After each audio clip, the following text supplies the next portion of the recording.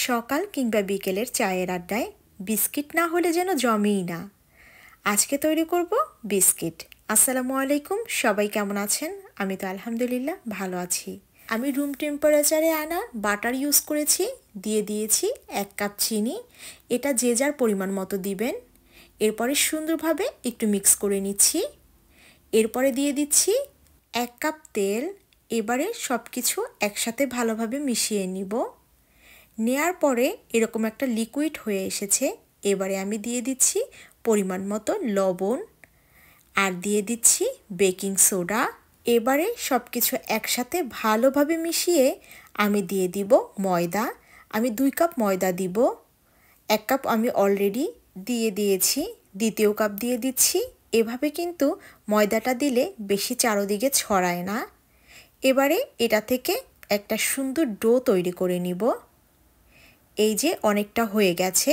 এরপরে আমি এটাকে হাতের সাহায্যে মেখে নিব।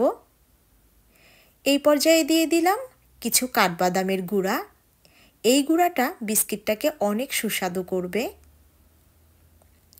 আমি আরও কিছুক্ষণ একটু মিশিয়ে নিচ্ছি। এবারে আমি হাত দিয়ে সুন্দরভাবে মেখে একটা ডো তৈরি করে নিব। বেকিং কিন্তু অত কঠিন কিছু না, যদি পরিমাণটা ঠিক থাকে তাহলেই কিন্তু আপনার পারফেক্টভাবে সব কিছু তৈরি হয়ে যায়। এবারে আমি বিস্কিটগুলো তৈরি করে নিচ্ছি। প্রতিদিন যারা আমার ভিডিও দেখেন, লাইক কমেন্ট শেয়ার করেন, তাদেরকে অসংখ্য ধন্যবাদ। এভাবেই ভালোবাসা দিবেন আর আমিও চেষ্টা করব সুন্দর সুন্দর ভিডিও আপনাদেরকে উপহার দিতে। আমি একটু নৌকার শেপে বিস্কিটগুলো বানাবো, তো সেভাবে বানিয়ে নিয়েছি। তো আমার সবগুলো বিস্কিট বানানো শেষ।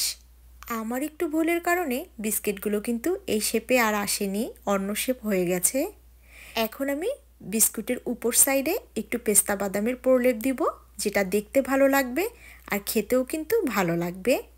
যারা বিস্কিট পছন্দ করেন এই রেসিপিটা কিন্তু অবশ্যই ফলো করতে পারেন। খেলে মন খুশি হয়ে যাবে, এত ভালো লাগে। আমাদের বাসার তো সবাই অনেক পছন্দ করেছে। বেকিং পেপারে সাজানোর আগে নিচে একটা ট্রে দিলে বিস্কিটগুলো কিন্তু এই আকৃতির আসতো, তো আমি সেটা করিনি, যার কারণে বিস্কিটগুলোর আকার এলোমেলো হয়ে গেছে। এবারে আমি ওভেনে দিয়ে দিচ্ছি। আমি এখন বিস্কিটগুলোকে বেক করে নিচ্ছি। বরাবরের মতো এবারও কিন্তু সেই ভুল করেছি, বিস্কিট বেশি সময় আমি ওভেনে রেখে দিয়েছি। একটু পুড়ে গেছে, বাট খেতে ভীষণ মজা ছিল।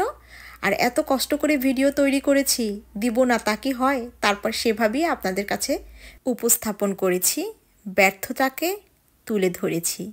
ভিডিওটি কেমন লাগলো অবশ্যই জানাবেন। ভালো থাকবেন, সাথে থাকবেন। আল্লাহ হাফেজ।